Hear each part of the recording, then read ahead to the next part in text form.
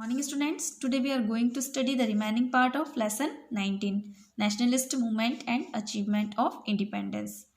Social science के last period में हमने इस चैप्टर का आधा पार्ट रीड किया था.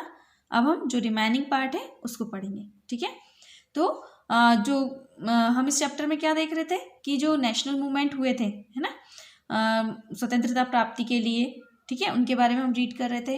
और जो जो घटनाएं हुई थी इस दौरान, मतलब 1919 के बाद से, ठीक है, उनके बारे में हम पढ़ रहे थे. जिसमें हमने क्या पढ़ा था, रॉलेट एक्ट के बारे में पढ़ा था. ठीक है, जलियांवाला बाग मैसेकर हम पढ़ चुके थे, है ना. नॉन कोऑपरेशन मूवमेंट हम लोगों ने पढ़ा था जो कि गांधी जी ने चलाया था. इसके बाद किस तरीके से लोगों ने प्रदर्शन किया, किस तरीके से विदेशी सामानों का बॉयकॉट किया, ठीक है, ये सारा हम रीड कर चुके थे. अब इस चैप्टर को आगे कंटिन्यू करेंगे. फाउंडेशन ऑफ स्वराज दल, स्वराज दल का गठन या उसकी स्थापना. The concept of Swaraj Dal can be taken as a reaction of deferring of the non cooperation movement. Gandhi ji had postpone the movement due to violent incident of Chauri Chaura in UP and national feeling was at its highest among the people. Swaraj Dal का जो concept था, है ना, वो किसकी प्रतिक्रिया थी, जो गांधी जी ने नॉन कोऑपरेशन मूवमेंट स्थगित कर दिया था या बंद कर दिया था, है ना, उसके रिएक्शन में स्वराज दल की स्थापना हुई थी.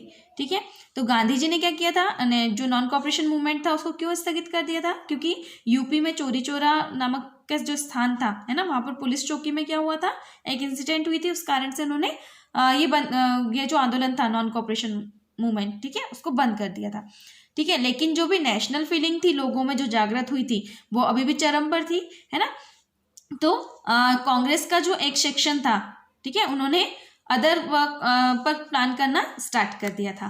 तो जिसमें चित्तरंजन दास एंड मोतीलाल नेहरू, है ना, इन दोनों ने क्या किया था, स्वराज दल की स्थापना की थी. चित्तरंजन दास जो थे स्वराज दल के प्रेसिडेंट थे.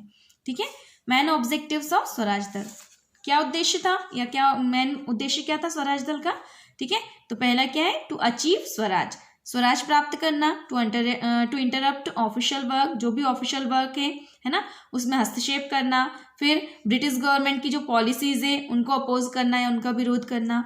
ठीक है, नेशनल अवेकनिंग डेवलप करना, लोगों में जो राष्ट्रीय जागरूकता है, ठीक है, राष्ट्र के प्रति प्रेम जागरूकता, ठीक है, वो डेवलप करना. एंड नेक्स्ट क्या था इसका objective, to enter councils by election, election के थ्रू काउंसिल्स में एंटर होना. ठीक है, ये स्वराज दल के मेन उद्देश्य थे. Works and achievement of Swaraj दल, स्वराज दल के कार्य एंड उसकी उपलब्धि.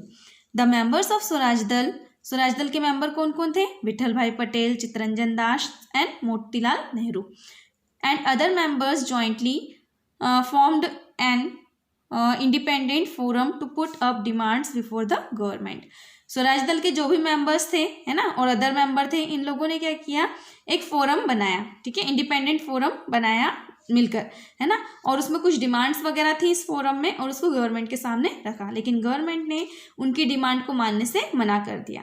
ठीक है, तो इन लोगों ने क्या किया, जब गवर्नमेंट ने उनको अस्वीकृत कर दिया, तो उन्होंने क्या किया, जो भी गवर्नमेंट वर्किंग थी उसमें इंटरप्ट करना स्टार्ट कर दिया. इसके बाद क्या हुआ, 1926 के बाद से स्वराज दल जो था वो डिसइंटीग्रेटेड हो गया, मतलब नष्ट हो गया या समाप्त हो गया, बिखर गया. ठीक है, procession against Simon commission, Simon commission के खिलाफ procession. When the 1919 Act was passed, the British government had declared that the functioning of Act will be reviewed after 10 years.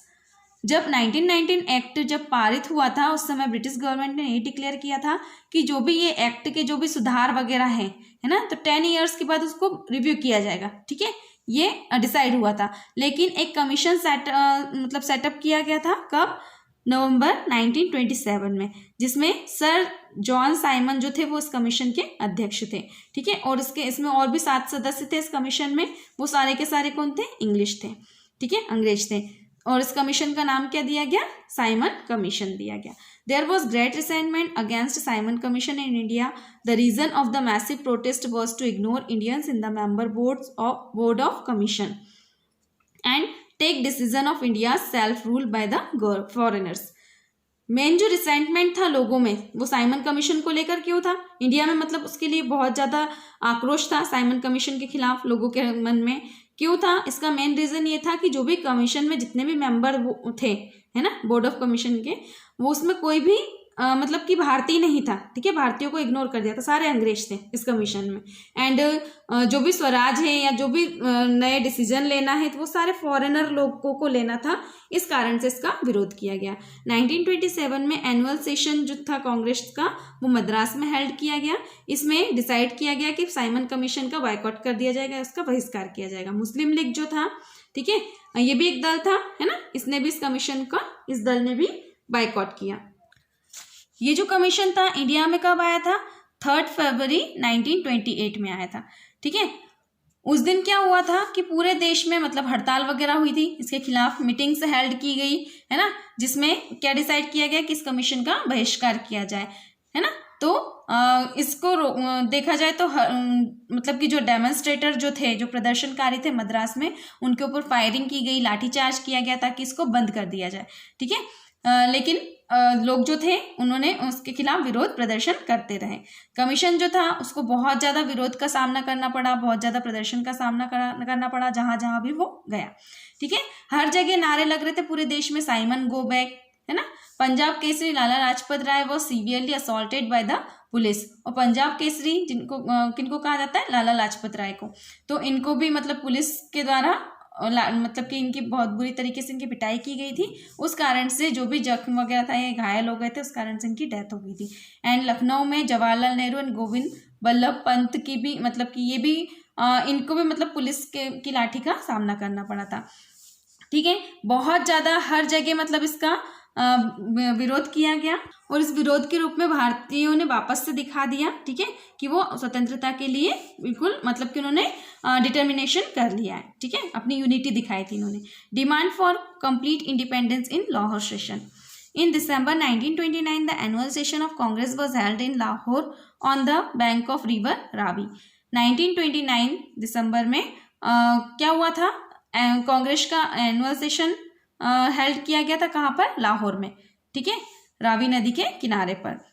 इसके प्रेसिडेंट कौन थे इस सेशन के? पंडित जवाहरलाल नेहरू थे, ठीक है। उस समय मिडनाइट मतलब मध्य रात्रि में 31 दिसंबर 1929 को एक मतलब कि सेशन पास हुआ, ठीक है। इस सेशन ने मतलब कि घोषणा की कंप्लीट इंडिपेंडेंस की, है ना, और गांधी जी को अगला आंदोलन चलाने की अनुमति मिल गई। Civil disobedient movement. Gandhi ji plan to begin the movement with breaking of the salt law. The British government had hiked the tax on salt. It was difficult for the poor to purchase salt. Gandhi ji ने plan किया कि वो इस आंदोलन की शुरुआत कैसे करेंगे, इसको हिंदी में बोलते हैं सविनय अवज्ञा आंदोलन। इसकी शुरुआत कैसे करेंगे? जो नमक कानून था उसको तोड़कर करेंगे। ब्रिटिश गवर्नमेंट ने क्या किया था कि जो सॉल्ट है, नमक जो है, उस पर जो भी टैक्स लगता था वो बहुत ज़्यादा बढ़ा दिया था। तो जो पुअर लोग थे, ठीक है, उनके लिए नमक परचेस करना बहुत ज़्यादा डिफिकल्ट हो गया था, है ना। तो गांधी जी ने क्या किया? 11 फॉर्मूला डिमांड्स रखी, किसके सामने? गवर्नमेंट के सामने, जिसमें जो टैक्स था सॉल्ट पर उसको भी रिड्यूस करने की मांग थी उसमें भी, है ना। लेकिन गवर्नमेंट ने इन डिमांड को मानने से मना कर दिया। तो फिर क्या हुआ? 12 मार्च 1930 में गांधी जी ने साबरमती आश्रम कहाँ पर था? ये अहमदाबाद में, ठीक है। वहाँ से 78 अदर मेंबर्स के साथ दांडी की यात्रा स्टार्ट की। दांडी क्या था? एक गाँव था, ठीक है, गाँव है मतलब जो कि कहाँ पर है? इंडिया के वेस्टर्न सी कोस्ट पर है। ड्यूरिंग इस 24 days journey the entire route was crowded with followers of Gandhi. मतलब गांधी जी 24 days की जर्नी थी ये, है ना, जिसमें मतलब कि जो भी पूरा रास्ता था वो पूरा गांधीवादी हो गया था, मतलब सारे गांधी जी को फॉलो करने वाले लोग थे उसमें, है ना। पूरी भीड़ हर जगह गांधी जी का वेलकम कर रही थी। फिर क्या हुआ? 6 अप्रैल 1930 में गांधी जी ने सॉल्ट लॉ तोड़ा, और गांधी जी ने क्या किया? एक मुट्ठी नमक, जो कि उन्होंने किससे बनाया था? सी वाटर इवोपोरेशन से बनाया था, ठीक है, मतलब सी वाटर का जो इवोपोरेशन हुआ था उससे उन्होंने नमक का निर्माण किया था, और एक मुट्ठी नमक सरकार को दिखाकर सरकार को ललकारा था। The defiance of the salt law was followed by the spread of civil disobedient movement all over the country. इस तरीके से जो सॉल्ट लॉ था उसका डिफायंस करके, उसकी अवज्ञा करके पूरे देश में सविनय अवज्ञा आंदोलन फैल गया, ठीक है। जो सॉल्ट सत्याग्रह जो था, ठीक है, इसकी न्यूज़ भी पूरे देश में व्याप्त हो चुकी थी, और लोगों ने जो टैक्स था वो पे करना बंद कर दिया था। जो मतलब कि ये जो आंदोलन था, ठीक है, वो उसका प्रतीक क्या बना? मतलब नमक कानून को तोड़ना सरकार की अवज्ञा करने का सिंबल बन गया था या प्रतीक बन गया था।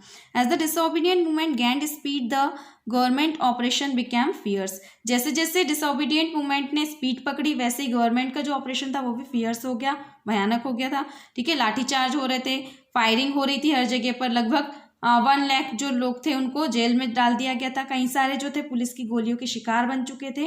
एंड वुमन ने भी पहली बार एक्टिवली पार्टिसिपेट किया था इस मूवमेंट में।